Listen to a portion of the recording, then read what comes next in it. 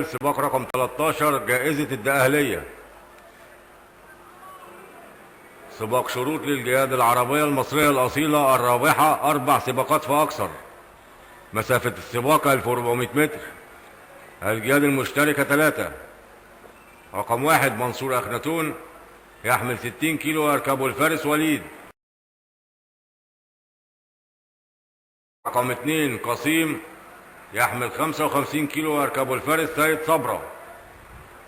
ورقم 3 هادي يحمل 51 كيلو يركبه الفارس كريم. خيل استعرضت قدامنا وفي طريقها للبوابات. ومنصور أخناتون عد وقصيم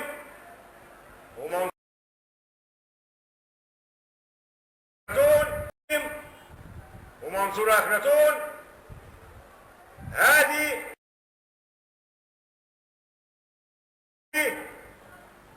وقصيم ومنصور أخناتون. قصيم ماشي بعيد على الخيل.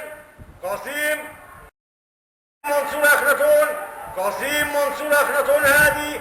قصيم منصور أخناتون هادي. قصيم منصور أخناتون هادي. وننتظر نتيجة